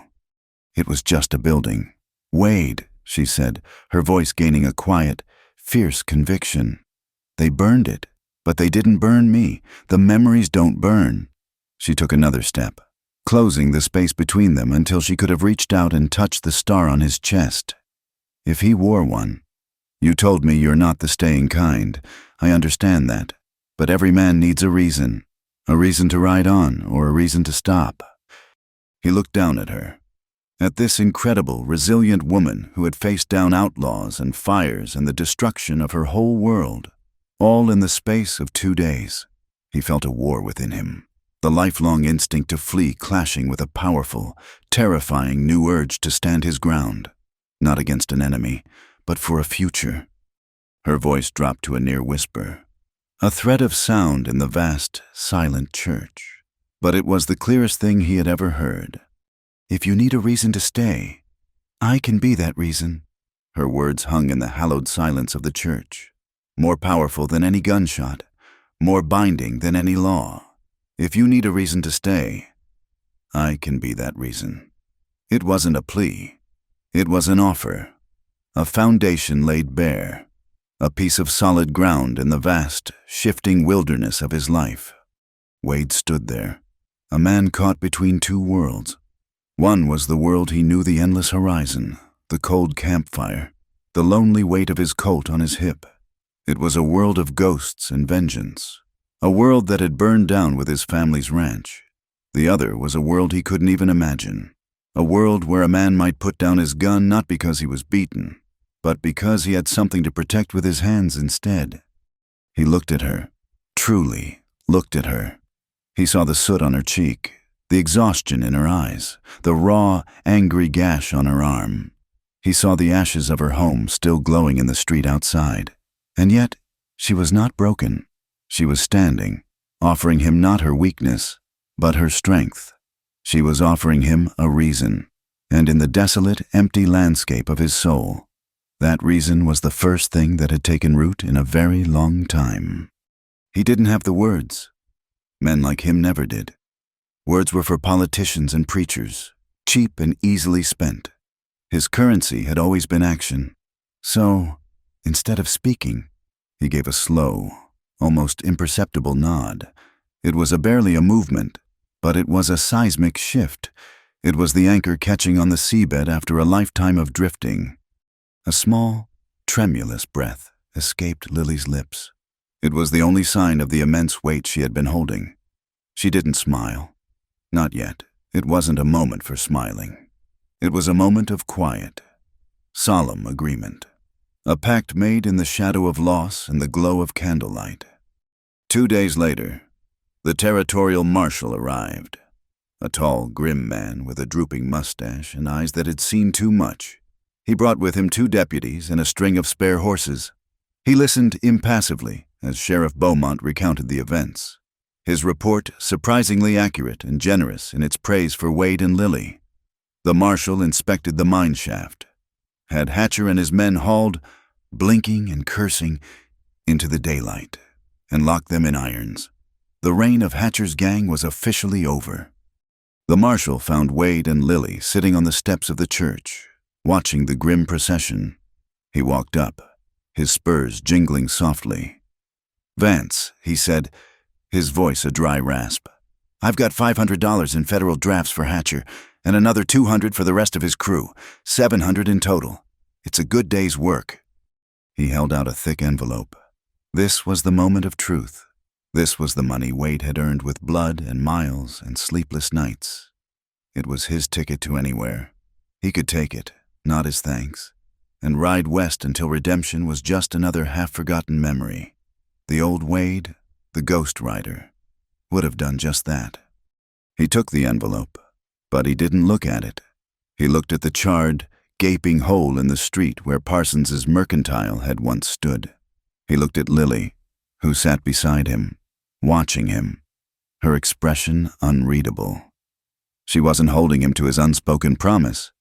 She was giving him the freedom to make his own choice. "Marshal," Wade said, his voice steady, "do you know a man named Silas Croft over in Santa Fe? He runs a lumber mill." The marshal raised an eyebrow. "Know of him. Honest man. Why?" "I'll need to send him a wire," Wade said, tucking the envelope into his coat. "I've got an order to place, a big one." And that was how it began. Not with a declaration of love, but with a telegram for lumber. The money, every last dollar of it, became the foundation for their new beginning. Wade didn't give it to Lily. He didn't offer it as a gift. He treated it as an investment, a partnership. They spent their evenings in the town hall, where Lily was temporarily staying, hunched over rough sketches drawn on the back of old shipping manifests. She, with her sharp mind for business and her knowledge of what the town needed. He, with his practical understanding of how things were built, how to make a structure strong enough to withstand the harshness of the land. The town, shamed by its own cowardice and grateful for its salvation, pitched in Mr. Henderson, the blacksmith, forged new hinges and nails, refusing any payment. Farmers came in with their wagons, volunteering to haul the lumber from the freight depot when it arrived. Even Sheriff Beaumont, eager to prove his worth, organized work crews. Redemption. A town that had hidden from its demons was now determined to rebuild. Wade was a man transformed. The restless energy that had driven him across the territory was now channeled into honest, back-breaking labor. He was the first on the site each morning and the last to leave at night. His hands, once so skilled with a gun, now learning the rhythms of the hammer and saw. The townspeople, who had first seen him as a dangerous drifter, now saw him differently. They saw the sweat on his brow, the set of his jaw as he hoisted a heavy beam into place. They saw a man not tearing something down, but building something up. He rarely spoke, but his actions echoed through the town. He was still quiet, still watchful, but the haunted look in his eyes began to recede, replaced by a deep, weary satisfaction. He and Lily worked side by side. She was tireless, directing the placement of shelves, negotiating with suppliers for new stock. Her grief for what was lost channeled into a fierce determination to build something better. They fell into an easy rhythm, a partnership that needed few words. He would frame a wall, and she would be there with a cup of water. She would be puzzling over a ledger, and he would quietly point out a solution she had overlooked. One afternoon, as the new frame of the building was reaching its full height, Sheriff Beaumont approached Wade. "Vance," he said, wiping his brow, "the town council had a meeting. They've seen how you handle things. They've seen how you stand up when it counts." He cleared his throat, a little embarrassed. They've authorized me to offer you a position. As my deputy, it pays $30 a month, plus a room at the boarding house. Wade stopped hammering and looked at the sheriff. A month ago, the idea of wearing a tin star would have been laughable. He was the man who worked outside the law, the man who cleaned up its messes. But now he had a stake in this town. He had a reason to protect it. He looked across the bustling construction site at Lily, who was laughing at something the blacksmith's son had said. "I'll need to stay here," Wade said, gesturing at the half-finished building. "The room upstairs is already planned." A wide grin split Beaumont's face. "Consider it done, deputy." The store rose from the ashes, bigger and better than before. Lily had insisted on a larger storeroom and a proper office. She had contracted with the stagecoach line to make the store an official mail drop, ensuring a steady stream of customers. She was already talking about stocking specialized tools for the miners in the nearby hills. She wasn't just rebuilding, she was expanding. Finally, the day came when the last nail was driven and the last pane of glass was set in the new front window. Mr. Henderson arrived with 2 signs, newly painted. The main one was large, the black letters stark and proud against a white background. It didn't say Parsons Mercantile. It read, Parsons and Vance General Store. Lily traced the letters of his name with her finger, a small, genuine smile finally reaching her eyes. It was a public declaration, a partnership forged in fire and sealed in sweat and timber. Wade stood beside her, looking at the sign, a strange, unfamiliar feeling swelling in his chest. It felt like permanence. It felt like home. Mr. Henderson then hung a second, smaller sign from a neat iron bracket beside the door. It was simple, professional, and to the point. Wade Vance, licensed agent. He hadn't given up who he was. He hadn't buried his past. He had integrated it. The skills that had made him a feared hunter were now pledged to the service of this town, this store, this woman. He was both a builder and a protector, a shopkeeper and a lawman. He was 2 halves of a man, finally made whole. They stood there on the new boardwalk, the smell of fresh paint and sawn pine in the air. The sun was setting, casting a golden glow on their creation. They were 2 independent people, a man who had found a reason to stop running and a woman who had found the strength to rebuild. Their new life was just beginning, a quiet, sturdy structure built upon a foundation of shared loss and mutual respect, ready for whatever the wild, unpredictable West had in store for them. The grand opening of the Parsons and Vance General Store was an event the likes of which Redemption had not seen in years.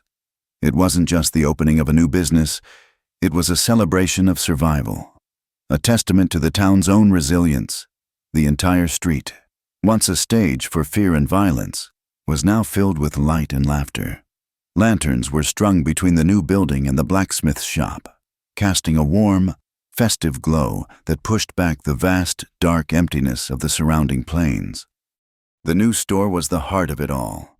It smelled wonderfully of fresh sawn pine, new leather, and the rich, promising aroma of freshly ground coffee. The shelves were laden with goods. The barrels were full. And the new glass window, bigger and brighter than the old one, reflected the happy, jostling crowd.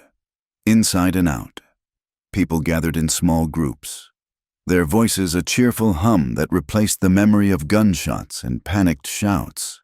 From the newly built boardwalk, a fiddler played a lively tune, a rollicking melody that spoke of barn dances and bright hopes. And some of the younger couples were already dancing in the street, their boots scuffing up the dust in joyful rhythms. Lily stood near the doorway, a vision in a simple but elegant blue calico dress. She was radiant.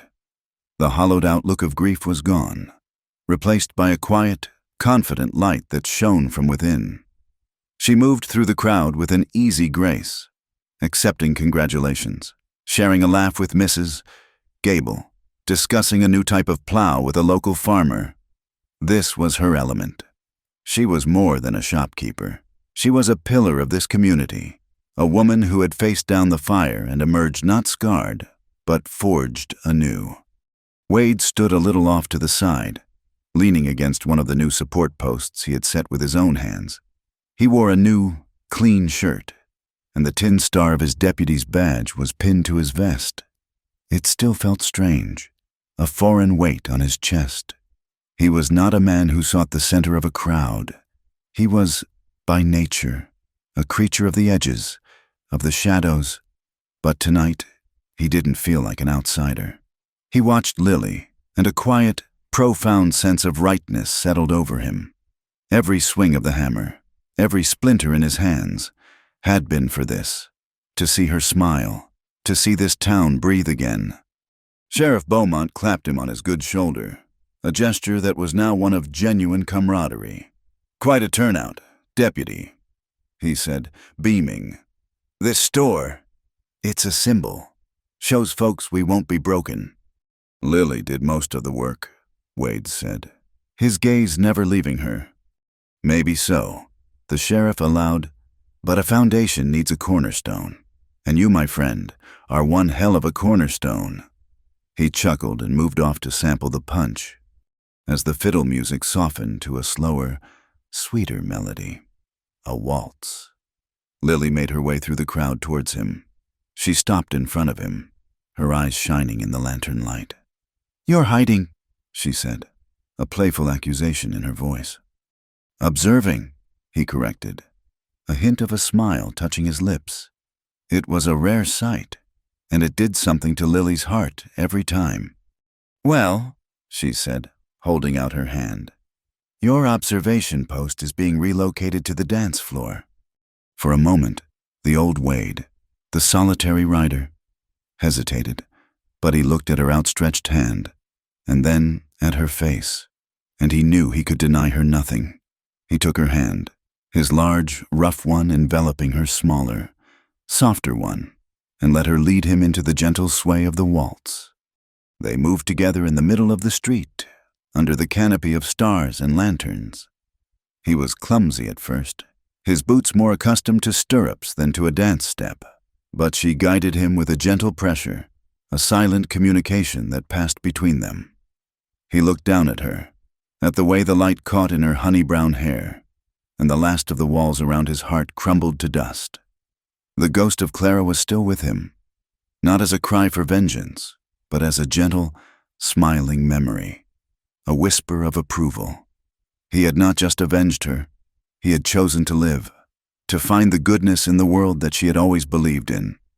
When the music ended, they stood for a moment in the center of the street, the crowd a warm, living presence around them.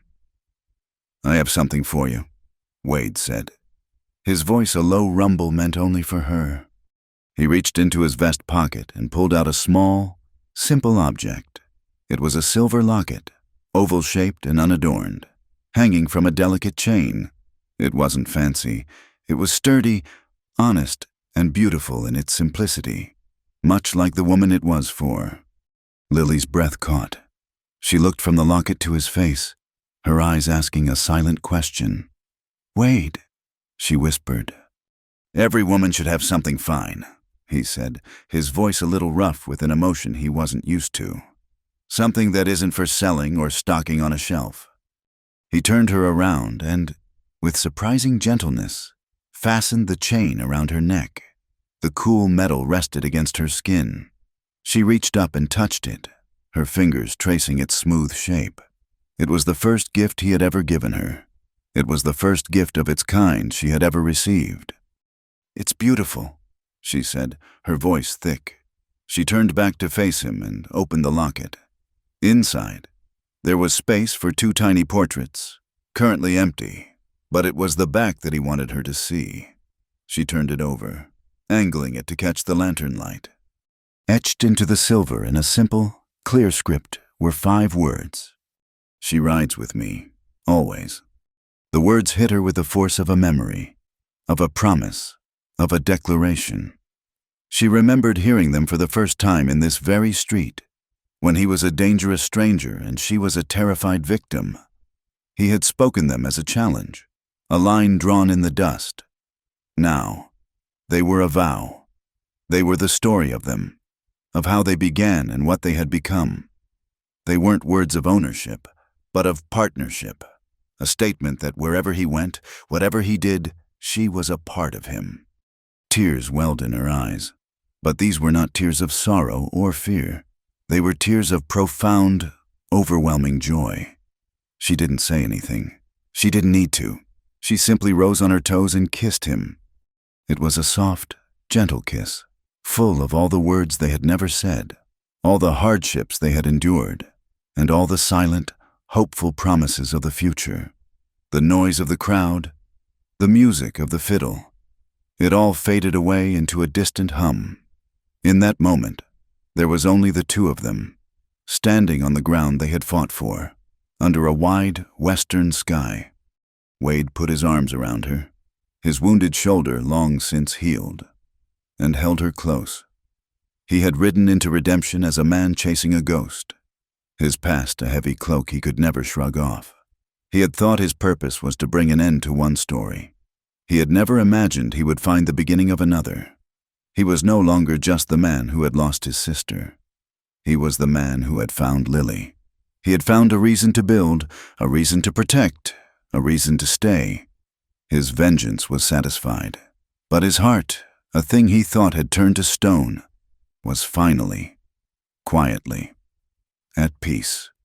The future in this land was, as always, an unwritten page. There would be droughts and storms, good years and bad. There would be new dangers, new challenges rising from the dust. No one knew what tomorrow would bring to a town called Redemption. But one thing was certain. If any stranger ever rode into town and made the mistake of asking who that strong, beautiful woman running the general store was, Deputy Wade Vance would look them square in the eye, his hand resting easy on the butt of his Colt, and he would say it one more time. She rides with me. Thank you for listening to this story. Let me know in the comments where you're listening from. I'd love to connect and share our thoughts. Please subscribe to my channel, Wild West Stories 1850, like this video, and give it some extra support by hitting the hype button so this story can be heard by more people.